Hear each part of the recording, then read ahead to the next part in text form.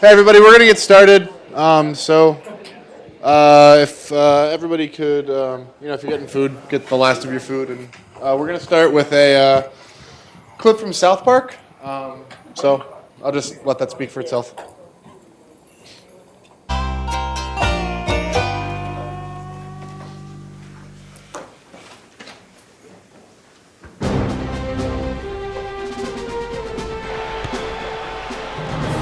Martonius Jackson catches the ball. He's running down the sideline. Oh! Boom! Did you see that hit?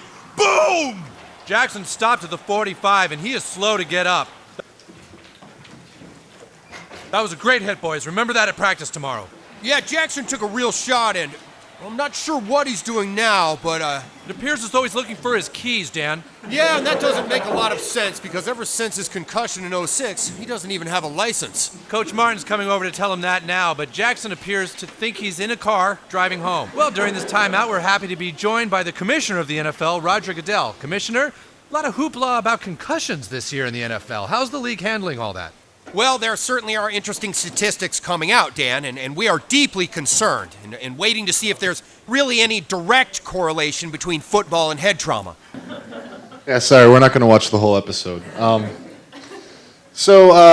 We're Team Concussed. We're hoping that you find our presentation enjoyable. So I want to start with a guy named Dave Duerson.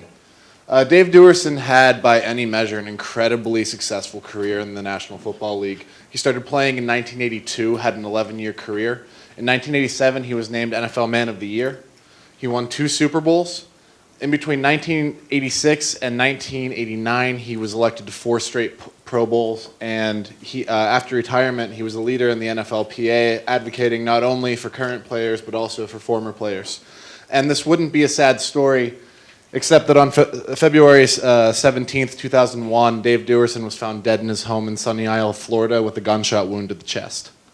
Perhaps the most tragic thing about Dave Duerson's suicide was that he was perfectly lucid for almost all of it. In the moments before he took his own life, he was exchanging text messages with his family, explaining that he intended to shoot himself in the chest so that he could preserve his brain for medical research.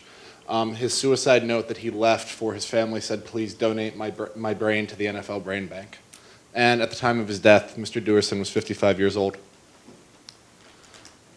So to give you an idea, we're going to talk about the state of the NFL and concussions. Then we're going to move on to the definition of concussions and other brain injuries.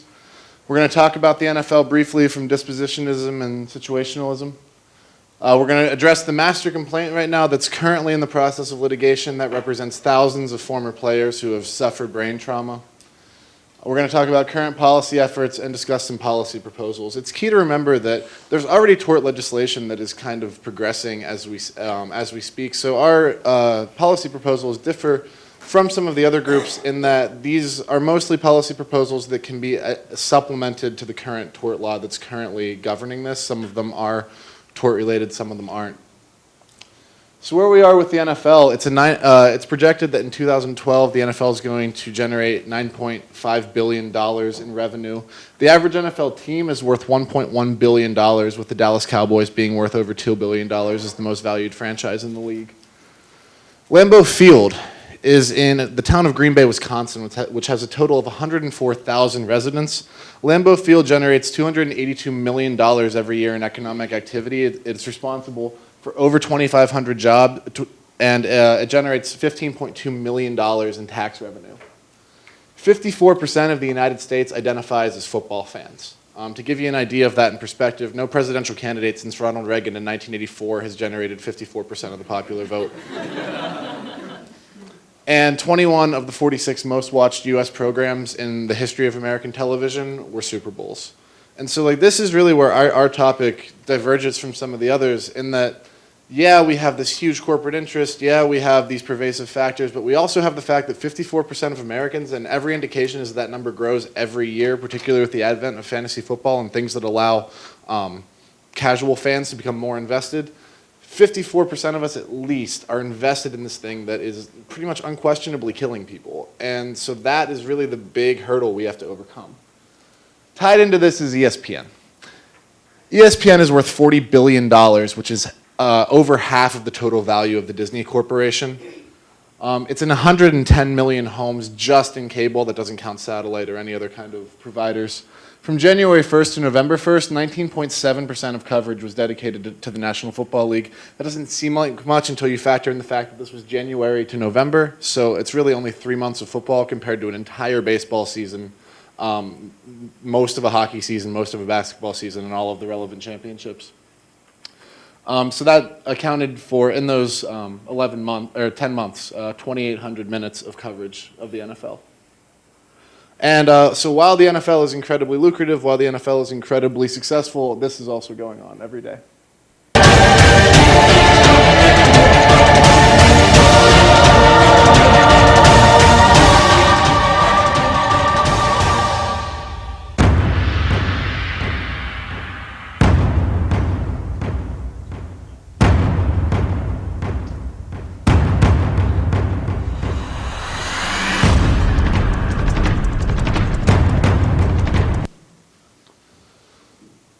So far in 2012, we've had 141 concussions over the course of 10 weeks. In week 10 alone, there were 15 concussions, including 3 starting quarterbacks. 25% of all games that happened in week 10 involved a starting quarterback being removed from the game. This occurred a few weeks ago. This is one of the most promising rookies in about a decade.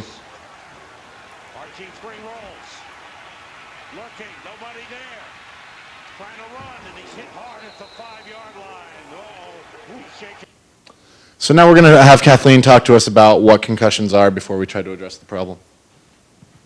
Okay, so to kind of understand everything that's happening, we're going to go through some definitions really quick. So basically, what is a concussion?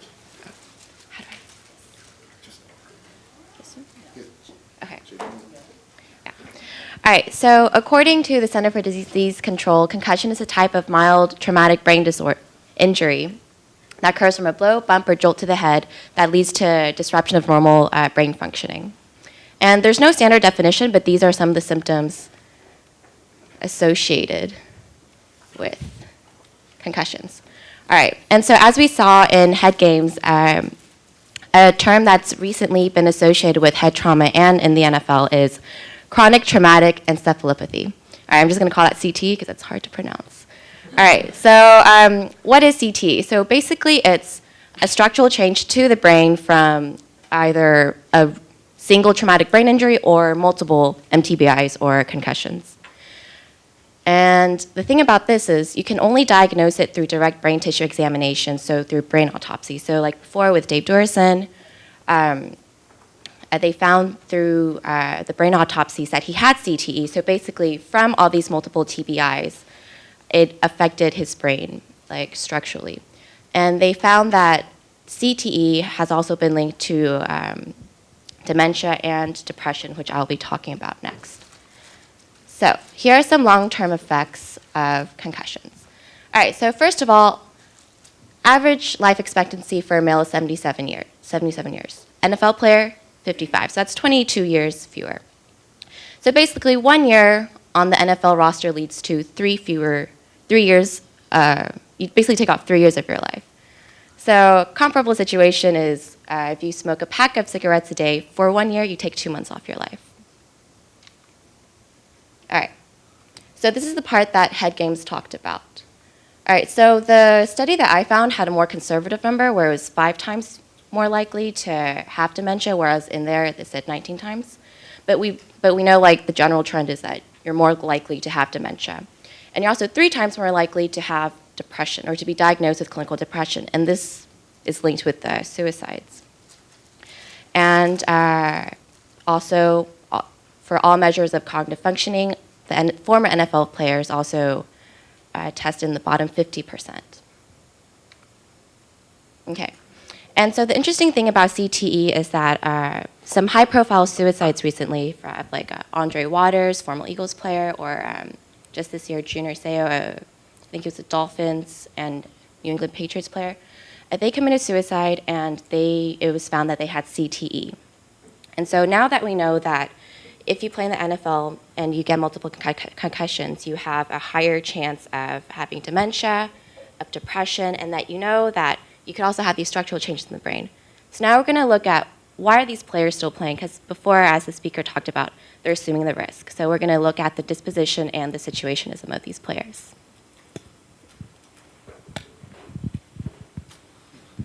Hi. So we've done this in class a lot. But, just as a reminder, dispositionism, thoughts, preferences, will to action. And one of the basic critiques of dispositionism, one of the ways that dispositionists say that dispositionism doesn't work is if you have imperfect information. If you don't know that your cigarettes are going to kill you, if you don't know that your hamburgers are going to kill you, if you don't know that the football is going to kill you. The problem with this is that NFL players, you can definitely argue that there was imperfect information 2 decades, 3 decades, even a decade ago, but now with the studies, there is maybe unclear information, but there is absolutely information. This is Bart Scott on whether or not he would let his son play football. I don't want my son to play football. I play football so he won't have to. My favorite football player ever, Troy Polamalu, in an interview with Dan Patrick, he's been diagnosed officially with 8 or 9 concussions. Sometimes if you're buzzed or dazed, if you get your bell rung, they consider that a concussion. I wouldn't. If that's considered a concussion, I'd say any football player records at least 50 to 100 concussions a year. The other effect of dispositionism is that it allows us to conceptualize the people who injure fellow players as bad actors. James Harrison makes a particularly appealing target. I try to hurt people. I don't want to see anyone injured, but I'm not opposed to hurting anyone. This is a update from the Browns Steelers James Harrison. game with a rookie quarterback. You got to get creative on offense. Josh Cribbs in the Wildcat, and you see at the end helmet-to-helmet contact between James Harrison and Josh Cribbs, clearly down and hurt. This was about a minute ago. They have just taken Cribbs into the... So, the biggest consequence with dispositionism and situationalism is that it completely changes the way that we view the problem. If we adopt a dispositionist view, then concussions can be seen as a price that's paid for a particularly lucrative career, for a particularly desired lifestyle. And the people that injure other players, well, they're just bad actors. It's the way we conceptualize criminals. And so if you view it through that lens, it's really hard, it's really difficult to really advocate that players need more protection than what's being offered. Last thing I want to talk about are externalities, not in the economic sense, but in the things that get between our will and our action. In football, externalities play a big part. Just because I want you guys to watch this this injury and think about how it might affect our outcome bias. Came in the fourth quarter. 3rd down and 10 with plenty of time. Drills it, and this pass broken up. Macklin. Okay, so that injury took about 4 seconds. And that's really one of the big questions about whether or not we can assume that the rational actor model is going to work in football, because there are all kinds of things that affect every single play. If Jeremy Macklin had been a second slower, that might not be a head-to-head hit. If a receiver ducks his head at the wrong time, that might not be a head-to-head hit. These people are moving faster than at least I can conceptualize. And so at some point you have to ask, are the outcomes of your actions, what are they a result of your intentions? And so that plays into outcome bias, where hits that two people that enter the same play with the same intention, we're going to view one as a bad actor and one as somebody who executed a completely legal hit. So that's kind of football from dispositionism. As you can see, sometimes the players don't make it easy on us to adopt a more situationalist view, but that's what Jamie's going to get into now. Thanks. Thanks, Sam. So we're going to talk about internal and external situationism. So basically, I'm going to talk a little bit about the sociology behind the NFL, and then Jihad's going to talk about sort of like the social psychology. So as you guys know, or if you don't know, I played professional basketball for a season.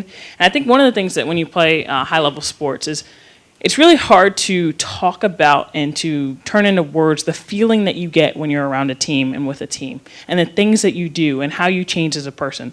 So how I act in this classroom is completely different than how I act around my team, in the game setting. And sort of what I like to say is like, it's game day mode. Like, it's a completely different mode from how I am, in regular life versus how I am when I play basketball or how I am when I play now rugby. And I think you'll really see that the situation really does affect people, and that they are fathers, brothers, that they are husbands. But then suddenly you put them in a team context, and it's just a different person. So first we're going to take a look at the NFL culture and kind of that warrior, we call it machismo culture, and sort of what that looks like. So the first video we'll show is of Tim Tebow, and I'll explain a little bit about who Tim Tebow is if you don't know. But right now, we'll just watch this video. Hey, let's go! Get in here! Let's go! Get in here right now! Get in here! Hey, we got 30 minutes for the rest of our lives! 30 minutes! 30 minutes for the rest of our lives! That's our bad in the first half. It ain't happening. We get the ball. I promise you one thing. We're going to hit somebody, and we're taking down the field for a touchdown. I guarantee you that. Guaranteed. Look at me. Look at me. Let's go. We got 30 minutes. Let's go. For the rest of our lives. For the rest of our lives. Let's go. Let's go. Lock arms. Hey. Hey. We a team. Hey. Lock arms. Lock arms. So before we get to Gia's part, just something interesting to note about Tim Tebow. And this is a evangelical, born-again Christian who, in his off-season, it was raised by missionaries, goes and does medical missions, around the world, and changes little kids' lives. And yet, within the sphere and the situation of football, he turns into a maniac. And it's unbelievable. It's like, where did this guy come from? And how that situation, that entire warrior culture, that you just become part of it. And that is a guy that if you talk to him and if you see how he acts, when he is not a football player, he's not that animal. He's not that monster. Okay? And so now the rest of his life, as he talks about, that when it's off the field, that it's a completely different thing and a completely different mindset than the situation that you saw there. So Jiha's going to talk a little bit about what literally happens in terms of social psychology, that when we get in the team, what actually happens, and it's called bracketed morality. Thanks, Jamie. I would like to begin by asking you guys just a couple of questions, okay? So how many of you have actually played a competitive team sport at any level prior to coming here? So we have a vast majority. Can you keep them up? And so while you were playing, how many of you felt hostility towards the other players on the other team during the game? Very few people don't. Okay, Ben, can I ask you a few more questions? Would you consider it okay to do something excessive over the course of a rugby game, for example, like stomping someone harder than that's necessary, pushing someone in the back, elbowing? That's very much not within the rules of the game. Yeah. Very much within the spirit. Exactly, right? Would you take that same mentality outside the game and do it to that same person but outside of the game? Most likely not, depending on the circumstances. Exactly, unless he's a complete asshole. But yeah, right. So this is what Jamie was just talking about. This is what psychologists call bracketed morality, and we like this model because it can be. We can using our tort, I guess, the model of disposition and situationism is that it can apply. Both can apply. And both can be seen to apply. So bracketed morality, in other words, is basically we have different, usually lower moral standards when we play sports than we do in regular life. And this usually entails, obviously, if you have a lower moral standard towards another human being, it means there's a greater willingness to justify any kind of aggressive behavior towards that person. Is the remote? Okay. All right, thanks. And when we talk about aggressive behavior, there are basically two kinds. We call them instrumental aggression and hostile aggression. And instrumental aggression, as the name suggests, is it's basically the baseline aggression that's inherent to all contact sports. It's the aggression undertaken for the purpose of achieving a goal or purpose. Whereas hostile aggression is aggression for inflicting pain or injury on opponents. So, as we said, a helmet-to-helmet hit is not necessary at all in football, and yet we see it every day. So while instrumental aggression is, focused more on the aspects of the game, hostile aggression deals with excessive behavior that's accompanied by hostility, anger, frustration, and other all myriads of negative emotions.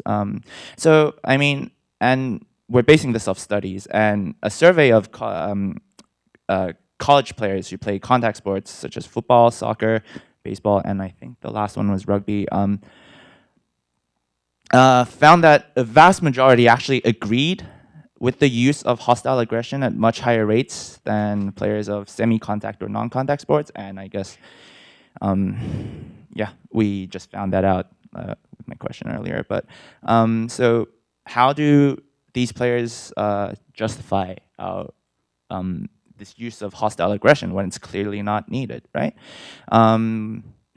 So one way is that, like, you know, it's the edge that we need to play when we play sports. It brings about desired results quicker and more effectively. We're playing harder. We're giving more than 100% effort. We do those little extra things that may result, that may manifest themselves in, like, you know, excessive behavior, excessive you know, acts. So while instrumental aggression is the baseline, hostile aggression is seen as the thing that takes things to over the top to the next level, basically. So the very nature of a contact sport means that we have lower moral standards, but they may become lower to the point where they become non-existent moral standards. And when you have no moral standards in a game, like, you don't need to justify anything at all. You don't need to justify something that's viewed as integral to the game itself. And, you know, when we play football, rugby, soccer, helmets, uniforms, they hide the person underneath. So there's this dehumanizing effect also that, you know, basically incentivizes aggressive behavior. And all of the above, you know, makes it seem like, you know, isn't this disposition, basically? What are the external factors that are making us do these things? There doesn't seem to be any. But actually, as we talked about earlier, you know, game day mode. Why do we go into game day mode? It's very much the effect of not only our fellow players, but also our coaches, ownership, and us as fans of sports. We also influence players in certain ways. And players desire approval from these parties, coaches, owners, fellow teammates, and the fans. They feel the pressure to engage in more hostile aggression, more excessive behavior than that is necessary to, you know, to gain approval from these parties. And so this is a more so we now see that it's more situationalist than it might appear on first glance. And our next team will talk about these external situationalist factors. Great, thanks, Jiha. Okay, so now I'm going to talk a little bit more about that external argument. So based on what Jiha said, is that in that search for approval that comes with bracket of morality, that one of the arguments is that coaches, players, and the entire situation, that entire culture, it allows for that justification. So that's the external argument. So if you look at the power, what happens is in the power structure of the NFL, so basically that the individual player no longer has, not only are they justified, but they also don't have the power to necessarily get themselves out of that position. They have to assume some risks, and that they basically they don't have the power to make their own decisions. So if you look at the power structure, and this is what Ronnie talked about a little bit, you're drafted by a team that you have to play for. You negotiate a contract under the CBA, that's the collective bargaining agreement that Rodney also talked for, that they didn't even help bargain for. They weren't a part of that conversation. When you're in the NCAA, you don't bargain for that agreement. The short careers, that's at 3.5 years, require players to gain favor with that team. So as I said, after that career expires, the example is Victor Cruz, he has to play so well that he then gets that bonus contract. The decisions that they make that are then made by owners that do have the power are in consideration of the $9 billion industry. And that players can be traded or cut at almost any time. So the guaranteeing of contracts, it's one of the things that, again, the ownerships in the CBA controls, and that players can basically can be cut at any time.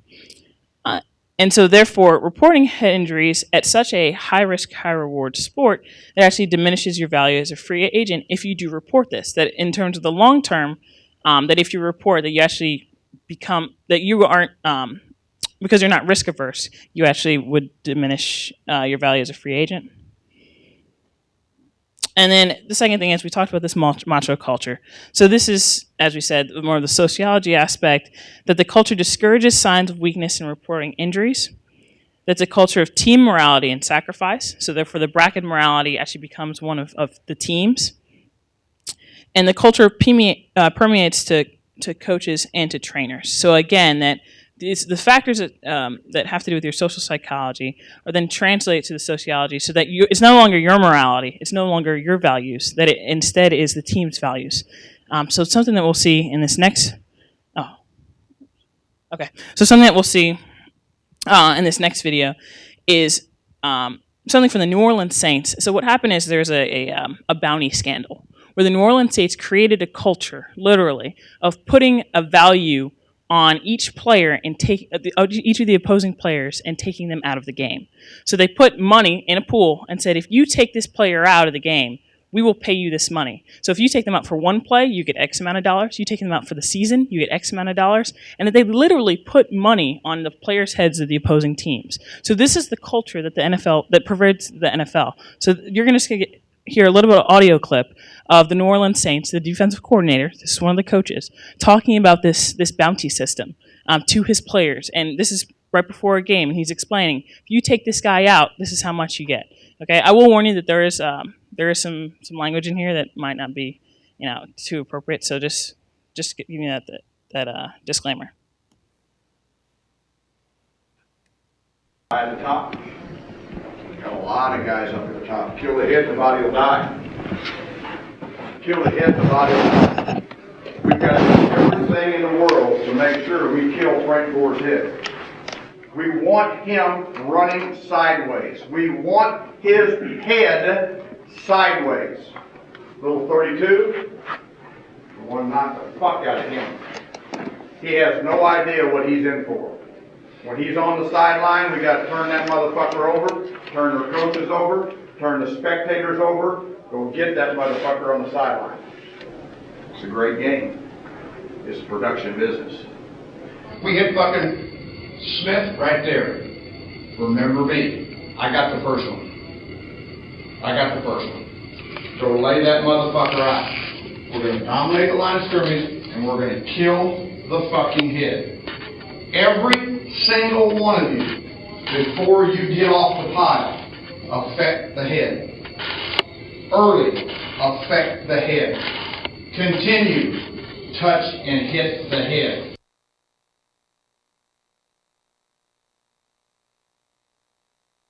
That permeates the NFL, that even though that the league as a whole knows of the causes of the long-term damage, that even the coaches, even those individual players are still telling their players to hit the head, go after the head. So now we're going to talk a little bit about the media's trend towards situationism and some things that we saw in the video, the Head Games video we watched introducing this, and Dina and Jay are going to explain sort of that trend. So Dina and I are going to talk a little bit about the media's coverage of the issue. So, prior to 2007, there was basically just very little coverage overall. The media took that its role was basically to inform the fan whether his or her favorite player would be available on Sunday. This descriptive approach. Here are a couple quotes that you can see kind of indicate a dispositionist bent in the coverage prior to 2007. Former NFL players turned pundits, basically indicating that players are aware that injuries are part of the game and are voluntarily assuming the risk. Indicative of this kind of dispositionist approach was a segment that ESPN ran on its Monday Night Football countdown called Jacked Up, which basically counted down the hardest hits of the week. Players were viewed, pretty much as objects, and very little empathy attached. Texans versus the Jaguars. David Garrard gonna get hit by D'Amico Ryans, the outstanding young rookie. Check it out again, and David Garrard got Number 4, Sammy Parker on the reverse. Ronaldo Hill gonna drill him, and Sammy Parker got jacked up. Number 3, the Rams and the Seahawks. Seneca Wallace dropping back, and Leonard Little with the hit. And Seneca Wallace got jacked up. Number 2, William Henderson. What a great hit. This is the first time I ever saw it. The helmet, the mouthpiece, the ear guard, all out. William Henderson got jacked up. And our number 1 hit of the week is a friend of mine, John Kitna, dropping back the pass, and Shante Spencer lifts him off his feet. Oh my God. And John Kitna got jacked up. So as you can see, kind of celebrating the brutality of the game. Some of those were helmet-to-helmet hits that now players might have been fined for. But as recently as 2006, right, commentators were celebrating them and kind of lauding their veracity. So the video discussed this. In 2006, Chris Nowinski published Head Games, and then in 2007, who you met on the video, Alan Schwartz, published an article in the New York Times. And this really represented a major shift in terms of the tone and the way that the media was framing the conversation. So he studied Andre Waters' brain, which the video also discussed, and they had found that Waters, who was 44 when he died, his brain looked like that of an 85-year-old. So this was the first time that on the front page of the New York Times, the successive concussions that were being sustained in football were linked to long-term brain injuries, and that his brain had also showed signs of early Alzheimer. And just to show how the conversation was changing, the next day ESPN published a similar story. So this is just a picture from the article. So of note, Alan Schwartz, I think the video mentioned, but it may not have, was a baseball writer. And he was the one who was able to really get the conversation going in terms of the connection between head injuries and then long-term effects in terms of dementia, CTE, and depression. And Chris Nowinski had been pitching this story, had been looking at these brains for far beyond 2007, but he could not get a football writer to write the story because they didn't want to lose their coverage because of their connections with the NFL, and that it took a baseball writer to really begin this. And once he did, he was given a full-time desk in terms of just reporting on this. The New York Times began to frame this as a public health crisis, and the entire way in which the general public was able to view the situation changed. Between 2007 and 2011, he published more than 120 articles on this subject alone. And these are just an example of some of them.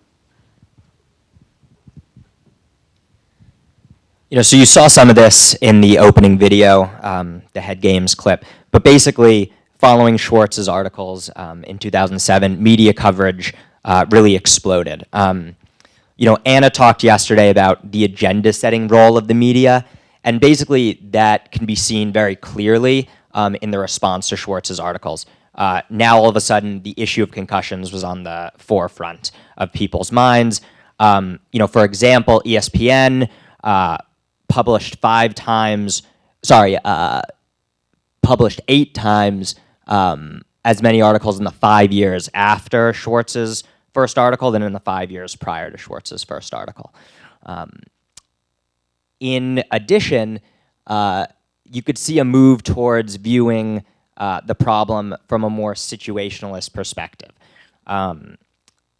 They, really got into the players' lives, which Dina will talk about a little more, but kind of questioning the role of the NFL and the game in itself. So this type of situationalism in the media kind of took 2 forms, as you read in the white paper. The first focused on small changes that could be made to the game to make it more safe. So these would be the articles, focusing on the NFL's change of the kickoff rule, or the NFL putting people on the sidelines who are just watching the play to look for concussions. There was also a strain of situationalism that viewed the problem as more damning to the NFL's long-term future. This was really exemplified by Malcolm Gladwell's famous 2009 article, which compared football to dogfighting. Got a lot of press at the time, obviously very well-respected writer, writing in the New Yorker, and basically arguing that it's all of the little hits that make the big difference, and that through that, sort of questioning whether the game could ever be made safe enough to, have a viable future. So as we discussed in class, along with when we see people as part of our in-group versus our out-group has a strong connection in terms of whether we view something as their situation or as their disposition. And we definitely see that along with this move from dispositionism to situationism is a move towards seeing football players much more as in our in-group than in our out-group. So we look back to Jacked Up and we see these people in helmets, they're objects. They are definitely not in our in-group. They're these players, they're sustaining injuries, they assume the risk, and if bad things happen to them, it's because of their disposition. But then as we begin to find out more of these effects, their helmets are coming off literally and figuratively. We see that they're not just these football players, they're people's fathers, they're people's husbands, they're old, they don't understand what had happened to them, they can't recite the months, and suddenly they become people we can relate to much more. They're much more so in our in-group. And then we begin to attribute what bad things happen to them much more to their situation than to their disposition. Okay, back up.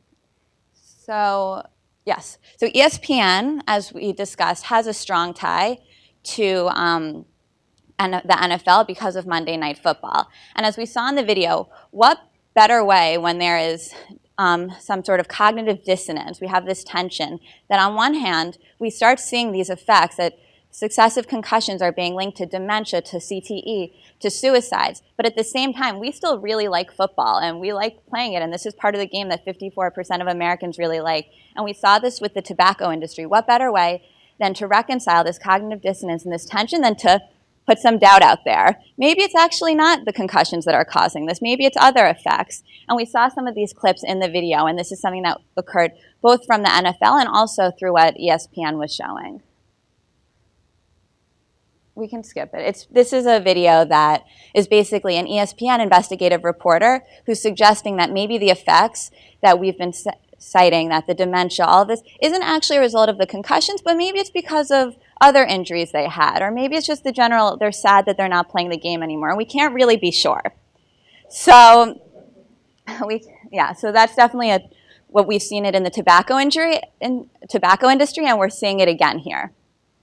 This is just a little short mini study we did comparing the New York Times coverage versus ESPN. So we see a difference in terms of coverage, not only in terms of the actual content of the article, but also the amount of coverage.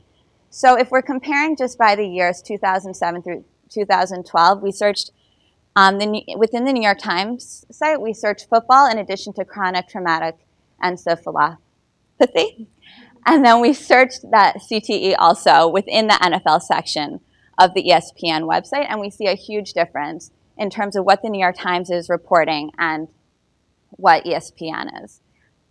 This is also the same. We did other searches in terms of Bennett Amalou, who was the neuropathologist that you saw in the video, and Ann McKee. Bennett Amalou, when we searched the entire ESPN website, had 8 results.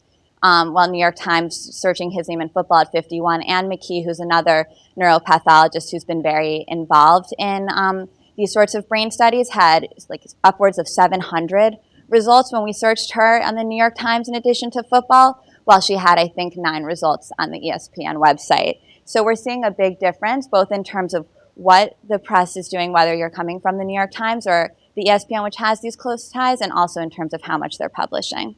So with that, we will move to interest groups, or Jay. Sorry, just in light of today's report, wanted to say that there is some indication that ESPN is changing its coverage just in the last, as recently as the last couple months.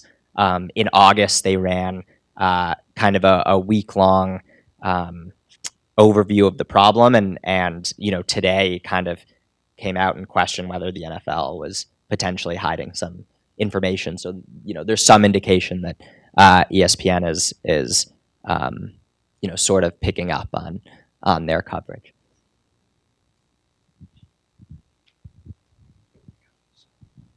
So in addition to ESPN being an important interest group in this entire discussion, there's two other interest groups that are really important. The NFL Players Association, who's taken a firm stance against the issue in terms of protecting players that are on the field now.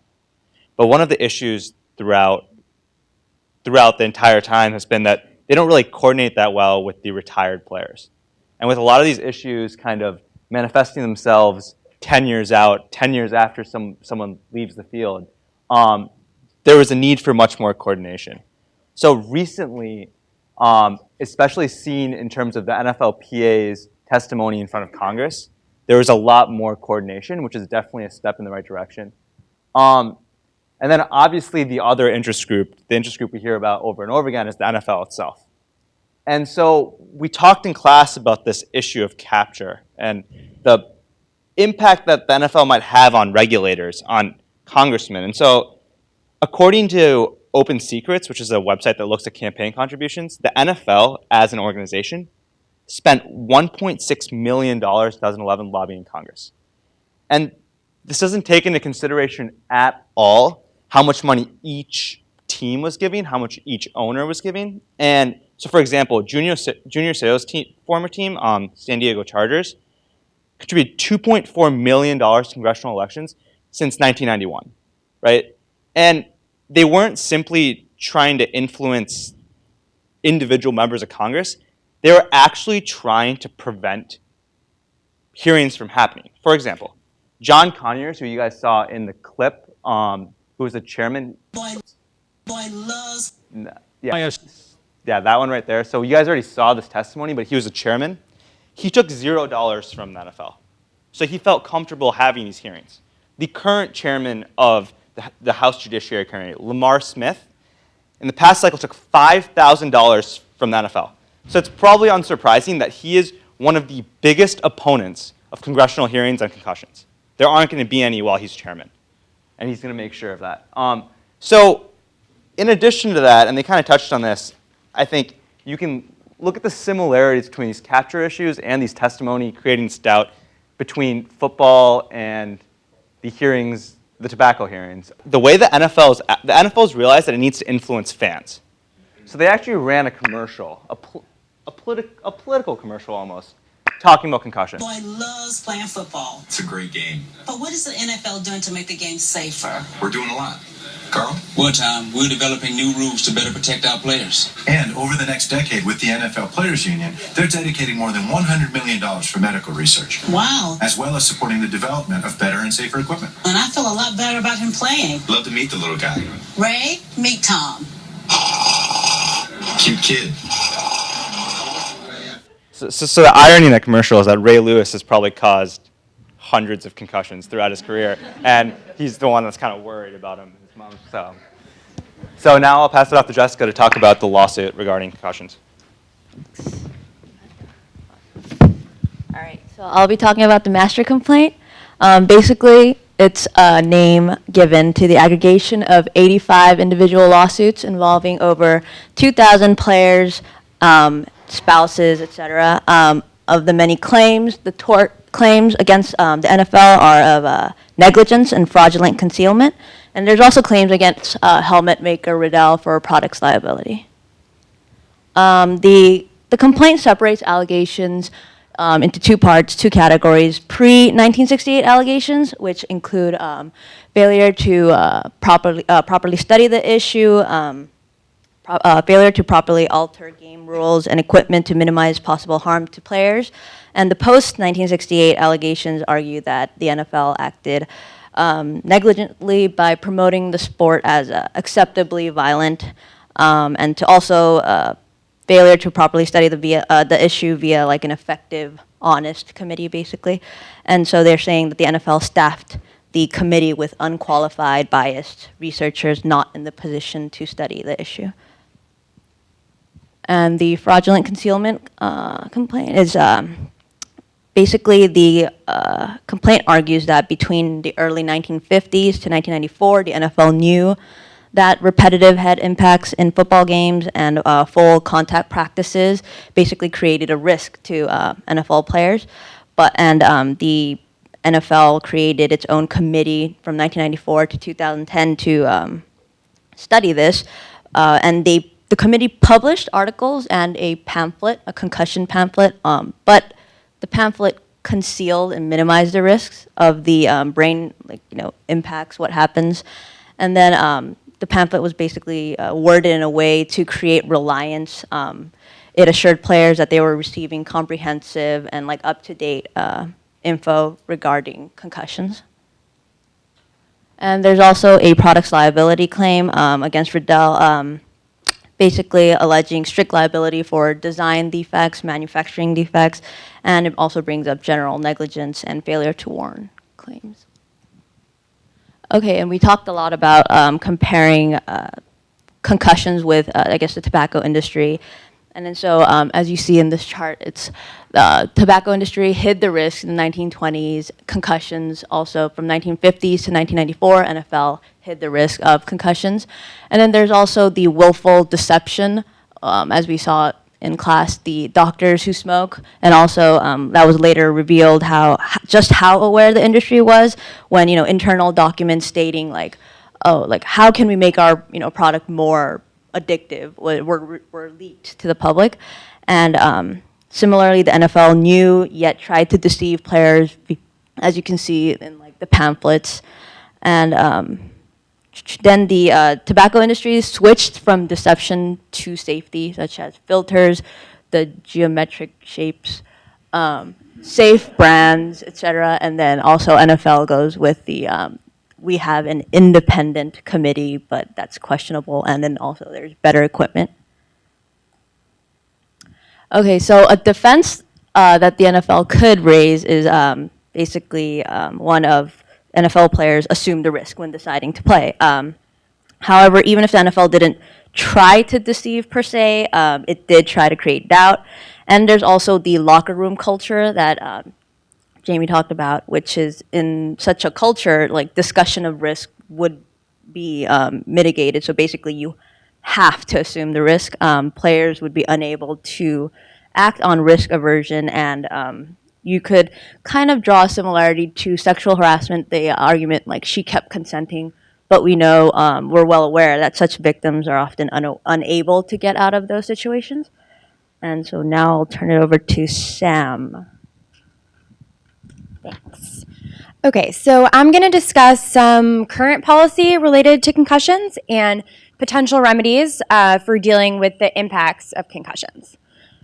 So we'll first talk about economics of the issue and Personal foul, unnecessary, economics, number 23, section 6, 15-yard penalty, automatic first down.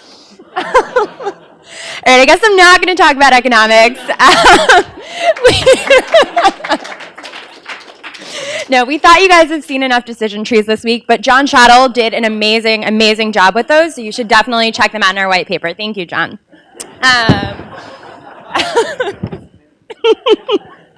Okay.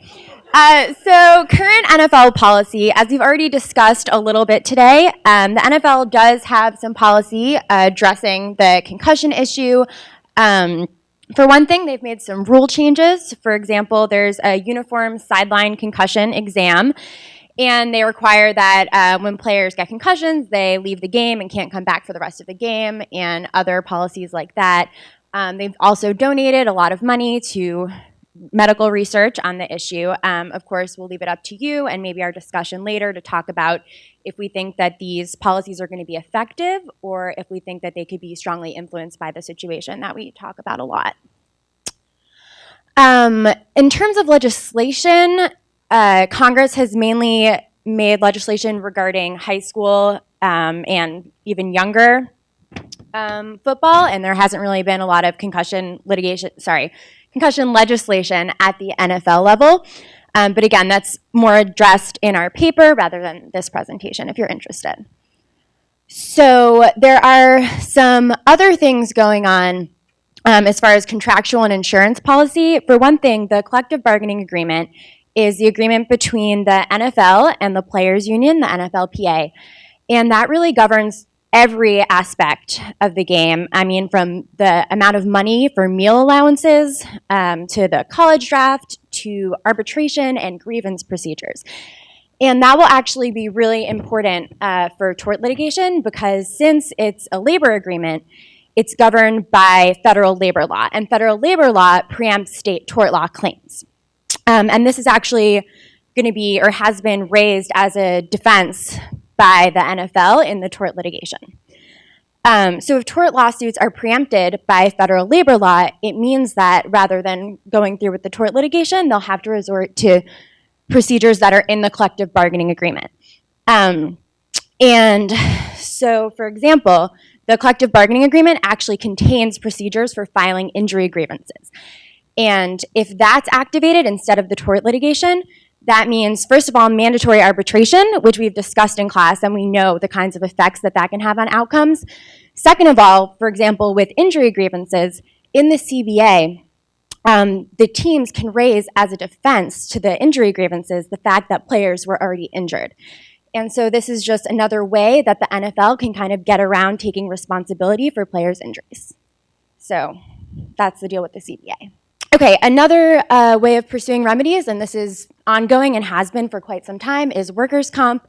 We've talked about this in this class. We talked about it actually in leg reg this morning, coincidentally. And workers' compensation compensates and provides medical expenses for work-related injuries.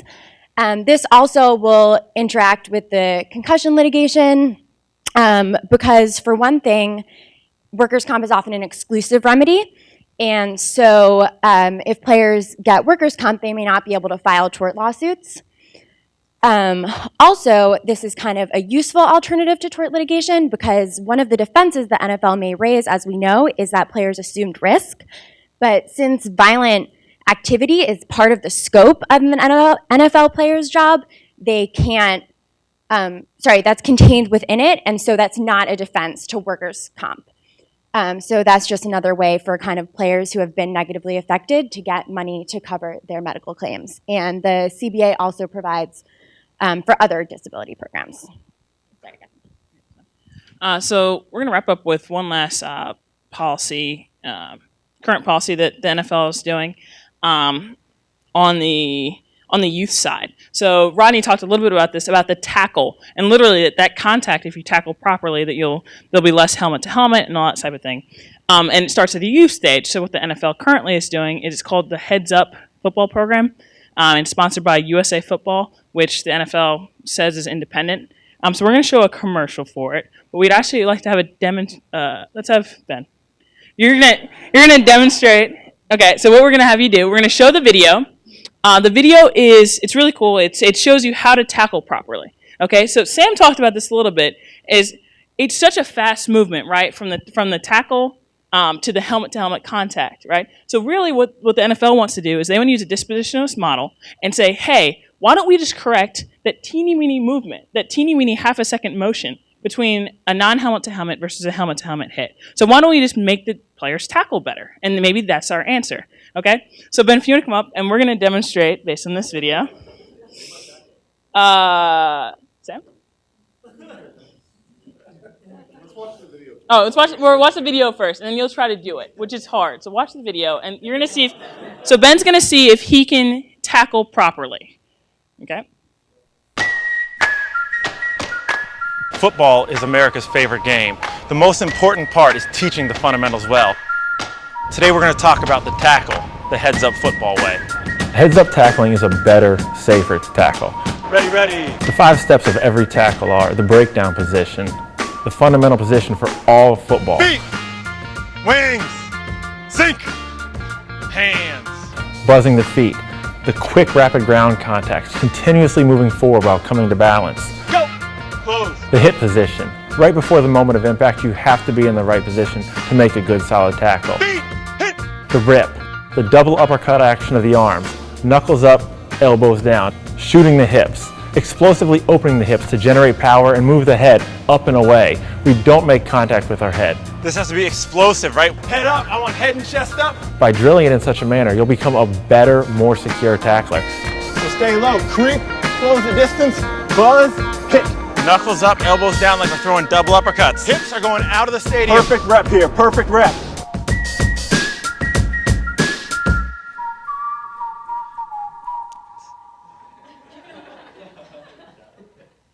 Okay, so. Oh yeah, you're fine. Okay, so Sam, Ben. So one of the things that we're going to demonstrate. You got this, Ben. I believe in you. Okay. Basically what the NFL is trying to claim, if you think about this policy, they're trying to claim that in this instance, Ben can make a decision to tackle properly. That the movement, if you can demonstrate, whatever they showed. Okay. That movement from here. Wings. Bring it back. Okay. That movement as Sam runs, slow motion, guys, slow motion. Okay. And then the tackle.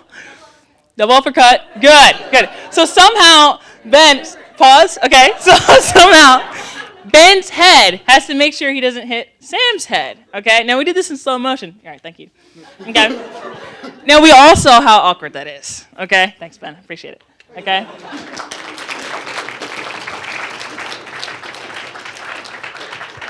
So Ben, a great athlete, okay, and he might not be an NFL player, but a great athlete, it's even hard for him, literally, to get in this crazy motion, okay, to go tackle someone in slow motion. So really what we're talking about here is the NFL taking a dispositionist outlook on corrective policy, okay, to try to make that externality, to try to make that the player's choice as to tackle properly, okay? All set. Yeah, policy recommendations. Great. I'm a little foggy.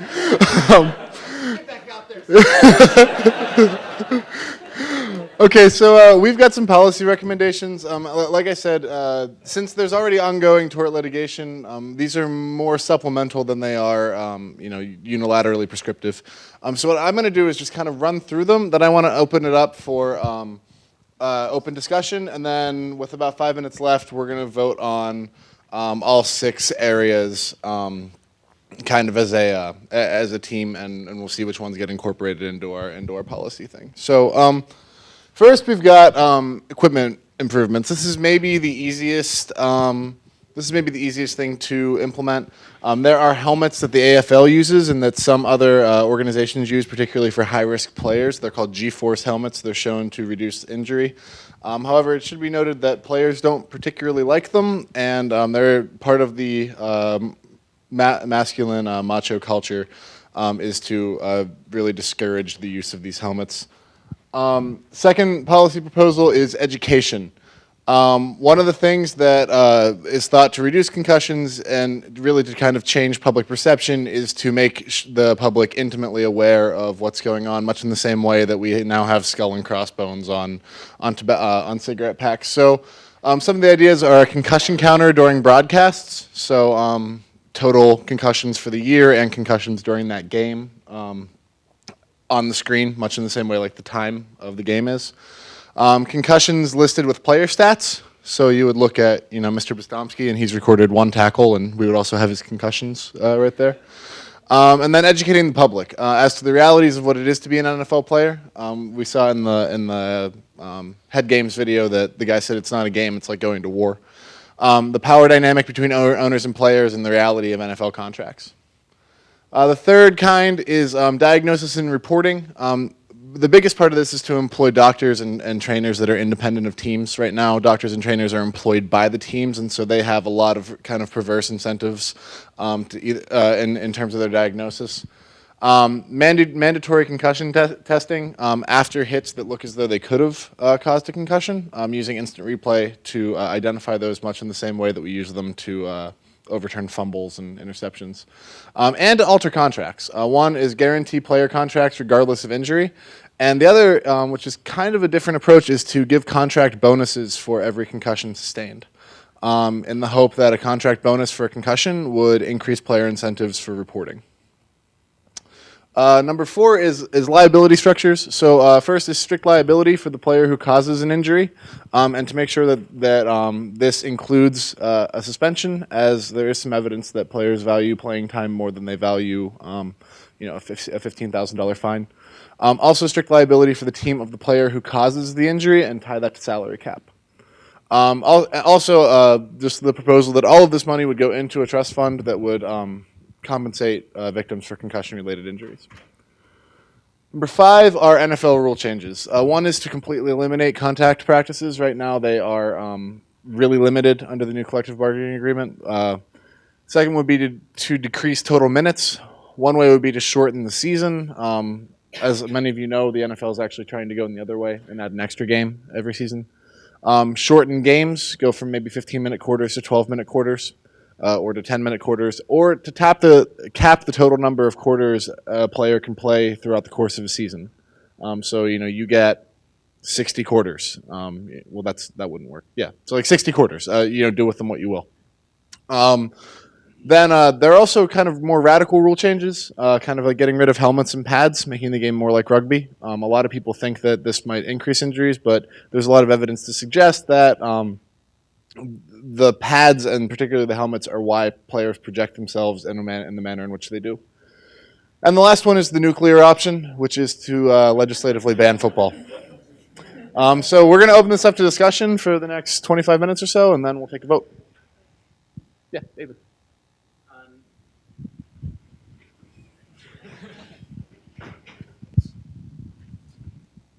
So, just sort of, I guess I had sort of 2 questions. The strict liability options that you guys put out there, are any of them just to make the NFL strictly liable for all of this rather than the teams? Because I feel like, in a certain sense, making a player strictly liable for a concussion or making a team strictly liable for a player's concussion has a slightly kind of dispositionist connotation to it that like the team or the player could actually reduce that, when there seems to be like a lot of evidence that within the situation of the football game that's actually really difficult to do, and that particularly when the NFL is like a $10 billion a year industry, like annually renewing that amount of money, I just wonder if strict liability for the league as a whole might be an option you guys considered. And then the second question was just in discussing like the assumption of risk, because I think that that's something that came up like with the Native American alcoholism presentation also, and in our discussion of big tobacco. Is there any psychology to sort of that suggests, I guess what I just thought was unique about this situation is that this has more of like a payoff structure than like tobacco or alcohol. Those are like addiction, and this is like monetary compensation. Is there any like psychology to indicate how that kind of like immediate large payoff sort of interacts with the kind of projected risk these players see themselves taking, or whether that negates like a reasonable assumption of risk? Does anyone from the broader group want to answer either one of those questions? Aram? Or John? Great. I think that's a really good point that you make for the league as a whole, because a lot of times what's happening is if you have a team right now and you're going to have to pay for all these injuries much later, then the current owners, who may not be an owner in 25 or 30 years, may have an incentive to send people out and allow them to hit each other and really get hurt. And then they can just sell the team to someone else who will have to incur all those liabilities. So in some sense, if you do give it to the NFL, you're making them take a longer outlook and a longer horizon in terms of what's going to happen, because the NFL is not really owned by any one person, but kind of as a collection of all the owners as a whole. So I guess that's a pretty good point.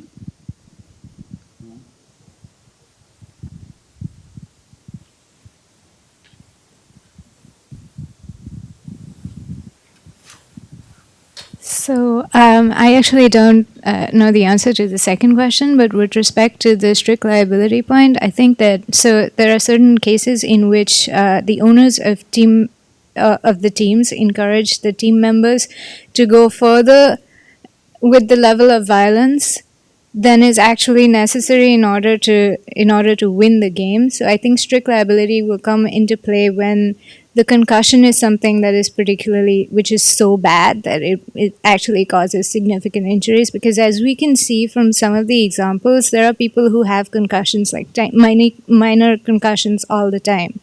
So assuming there is a serious injury and the other team is getting sued for it, I'm not sure whether you could implicate the NFL directly through the theories of vicarious liability, through the existing theories of vicarious liability that you have. But you can definitely do it, implicate the team management, which says that you should have hit them that hard. Just a quick comment. This came up some in our previous discussions too, and I didn't have a chance to address it. But it seems to me that if you, there is the issue. There's the vicarious liability approach, but there's also just contract. And there's not a lot of dispute that the teams contract with the NFL, and if you put liability at the top of the heap, these costs will be internalized down. So that if there's something that the team is doing that is encouraging this, then the NFL can demand, include contracts that protect them and reimburse them. I think it's a mistake, and we may have been guilty of this yesterday, thinking that you can only influence one party and you have to add strict liability there. Where there's contracting, you should put strict liability on the party that you think is best able to do the most, including through contract. And it makes some sense to me anyway to start at the top and let them contract down to protect themselves that way. Yeah, explain that. Yeah, just like the one thing to keep in mind is that the NFL is technically a nonprofit organization, and so like the 9.5 billion in revenue that we talk about comes from it's like an aggregate. It's not all of the profits that all the team makes, but it's kind of it's a section of that, and so that's one of the reasons that we tied it directly to the teams, is that it's really unclear how you hold this kind of like shady shadow organization responsible, like in terms of like, because like as Professor Hanson said, like the NFL doesn't actually contract with the players individually, and so like that was one of the reasons that we kind of had that too. I think we have some more questions. Yes. So I think this is actually kind of a related question to this whole relationship, but somebody mentioned workers' comp, and I was curious about how that's been used, if at all, and I mean, to your point, how does that implicate the NFL? Has it been successful? Because I think that could be an interesting area to go. Someone studied this, right? Yeah, so that actually, it definitely, it has been used and it is used, and it's really interesting because it kind of, I only have a general basic understanding of it, but it varies by states, and different states have different laws with regards to what kinds of suits you can bring, time limitations, how strict the link between the injury and the disability has to be. And so it seems that it used to be used pretty commonly, and it's getting maybe used more and more, and the NFL is trying to kind of clamp down on it because the teams are having to pay off more and more. So that's kind of, I can definitely send you some articles if you want. I don't have a really super great understanding of it, but I think it's definitely really interesting, and it will probably be used more and more as these injuries are coming to the forefront.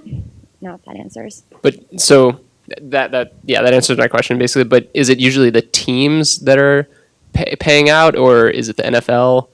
I actually am not really sure, but okay. I can find out. Oh, that's fine. Teams.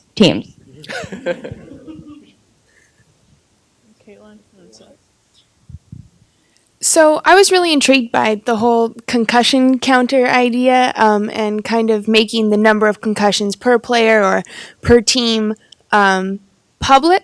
But I guess that in combination with just taking the player out of the game, and we know they have an incentive to want to stay in the game, are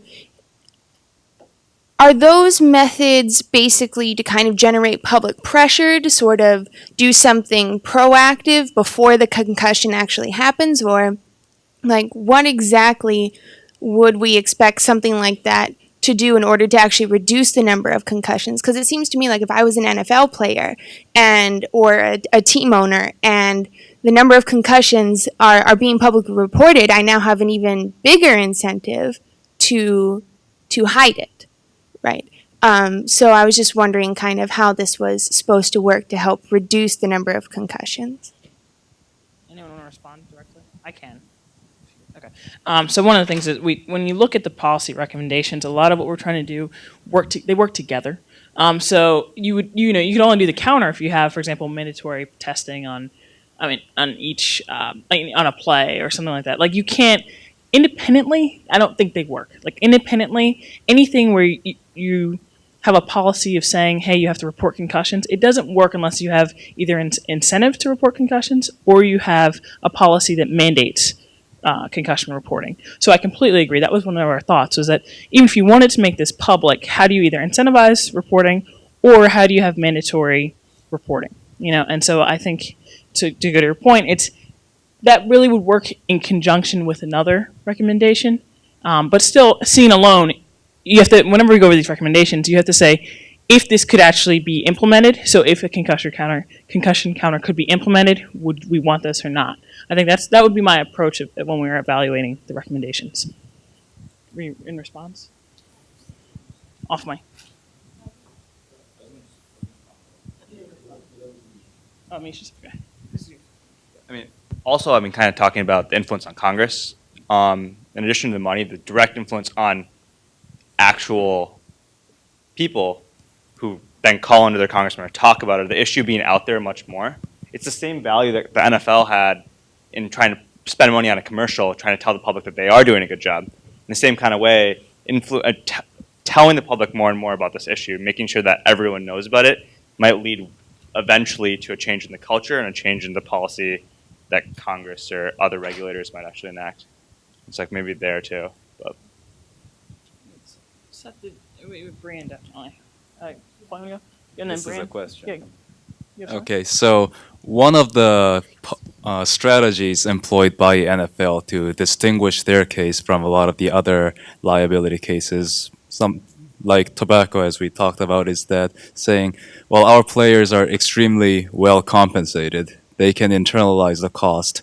They know they've been playing football for a long time. They know the risks, blah, blah, blah. But I especially find the part that they're well compensated to be pretty resonating, because it's not like products. The players are not buying things. They're playing this sport, and in fact, they are fairly well compensated.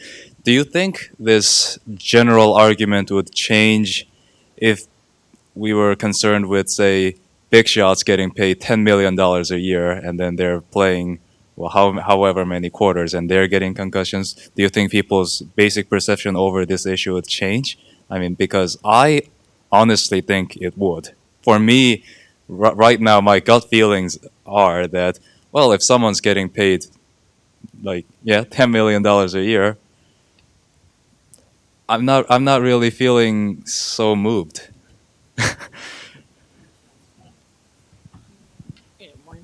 Yeah, just so you guys know that the wealthiest athlete in the world right now is Money Mayweather, and he makes basically hundreds and hundreds of millions of dollars selling his body, more or less, in boxing. So I think that is a concern.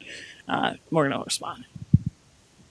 I think one of the issues we haven't really addressed yet, which comes up with compensation, is that we assume that when players are getting compensated so much that they have some kind of power in the situation, and it's actually players are really not empowered to make these kind of contracts, and they're not empowered, first of all, because they don't have the education and the knowledge to ask for certain things, and then there's the question of liability, who should be educating them about those things.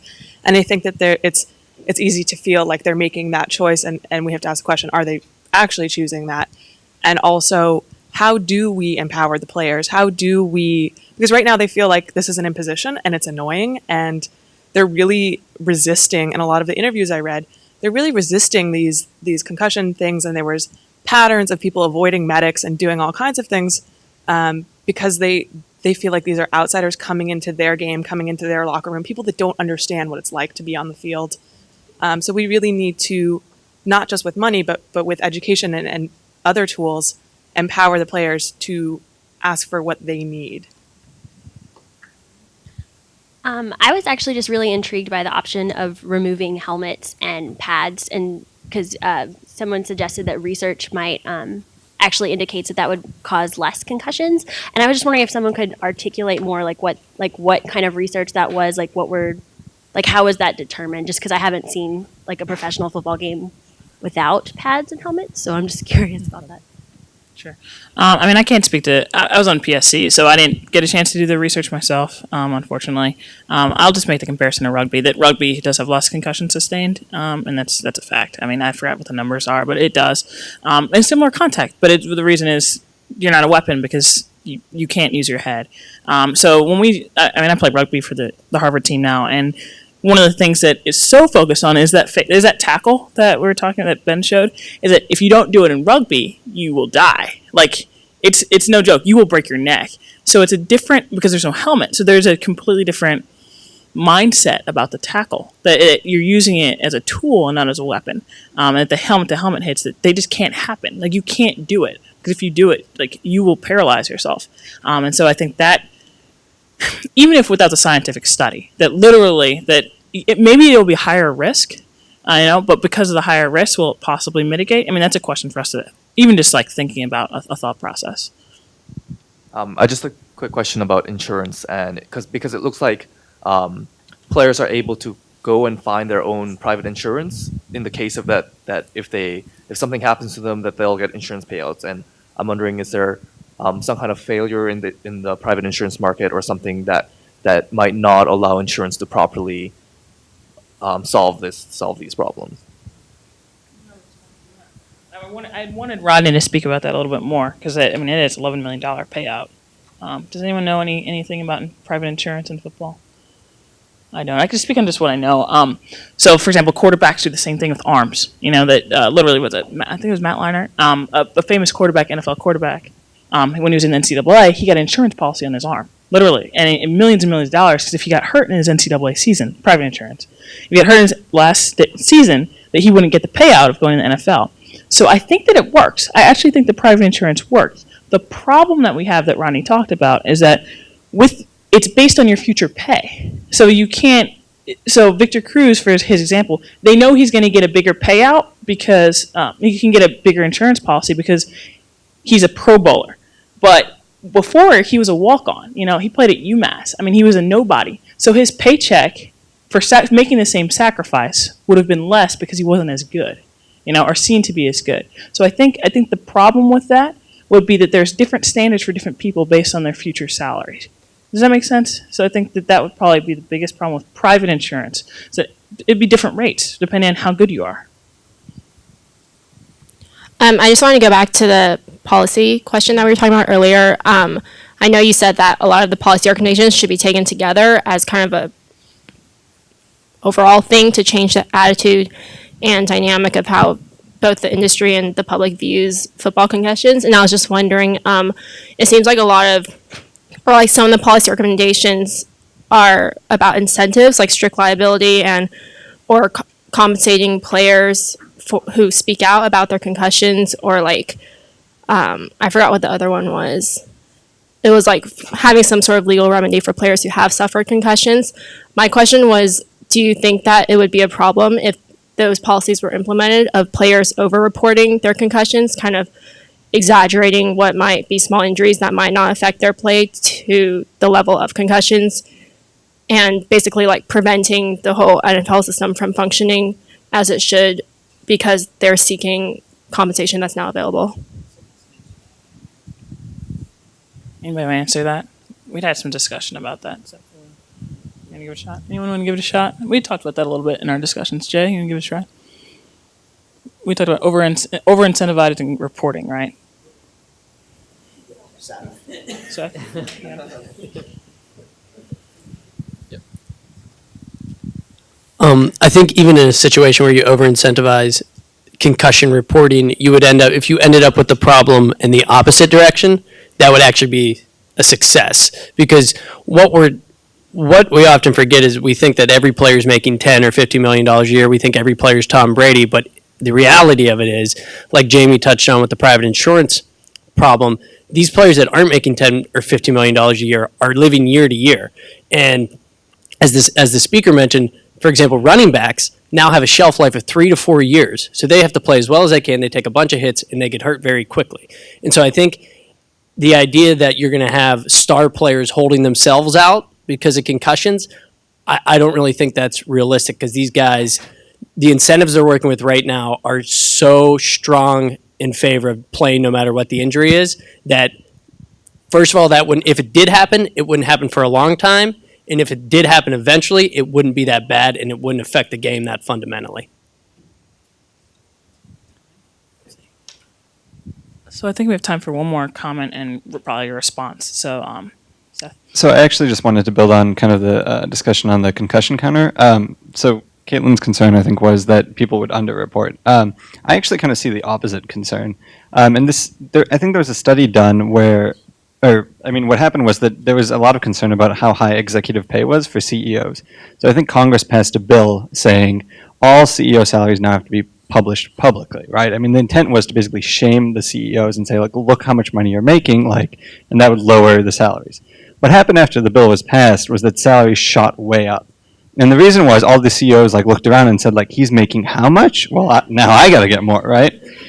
And it seems to me that you take a macho culture like this, right, and you insert a concussion counter. I mean, concussions are going to go from being a semi-bad thing that's not really talked about to being a signal of pride, right? You play so hard, you got a concussion, and it seems a little ridiculous given what we've seen the effects of concussions to be. But I really wonder whether a concussion counter wouldn't have some really perverse incentives as opposed to kind of encouraging people not to have concussions.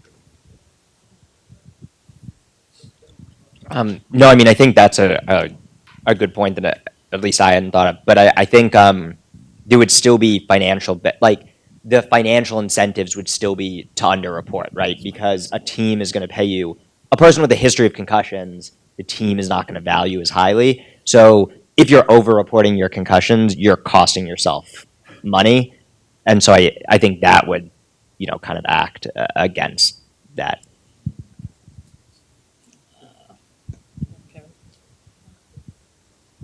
And just a very quick thought, even if there were over-reporting, that might chill the willingness of non-NFL players to engage in the sport, which could foster a long-term crisis for the NFL if they aren't getting enough youth and high school involvement. And so exposing concussions and making the extent of the danger more aware, I think, could really be a bad thing for the NFL, even if certain players regard it as a badge of honor. Okay. All right.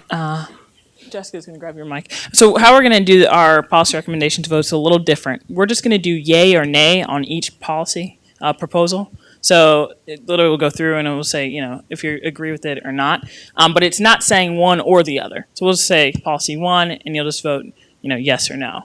And again, each of them have very extreme policy recommendations and very not extreme on each type of policy recommendation that we have. It's more just the theory, and more just what we talked about and how they work together. Okay, Sam. Okay, just last thing before we vote is I think that really one of the most important things that was said in our discussion was Seth's point, which it's really easy to look at these people as incredibly well compensated, millionaires. They're certainly significantly different from a lot of the victims that we've covered in class on Wednesday and Thursday. The issue is the people who own and operate the NFL, when they look at the amount of money that even the richest players have, it's there's no comparison to just kind of the power structure that Morgan alluded to, and it's easy to look at Tom Brady. I mean, Tom Brady's 1 in 100 NFL players that gets paid that well for that long. So that's just kind of the one thing to keep in mind is that it's really easy to see NFL players as kind of privileged millionaires. And some of them certainly are, but it's not all of them. And people are making money off of, essentially them trading a pretty substantial portion of their life. So Anyway. All right, so we're just going to do this as one block. Who would be in favor of mandating equipment improvements on a league level? And the ayes have it. Policy proposal 2, education. Who would be in favor of the concussion counter during broadcasts? Oof. I think we have a narrow majority.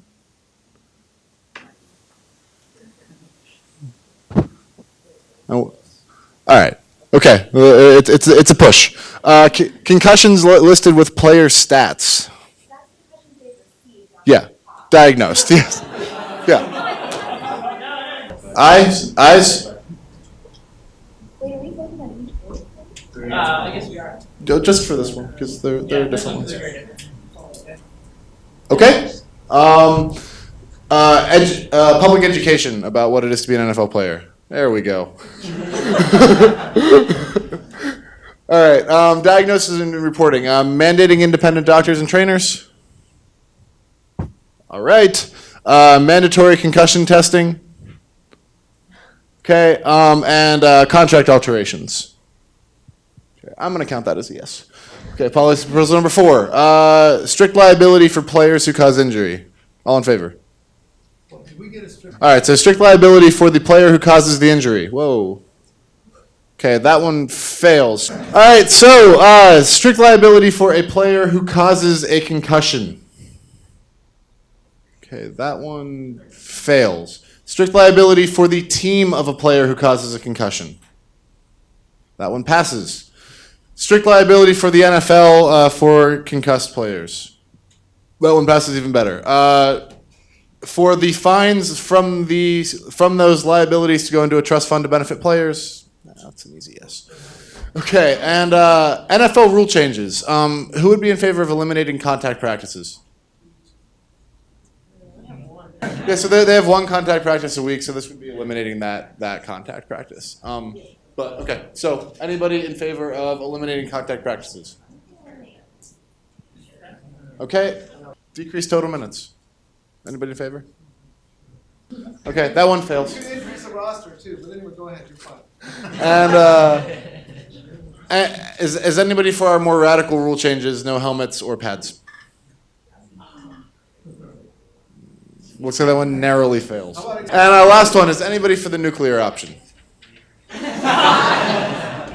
gotta respect that. Thanks, guys.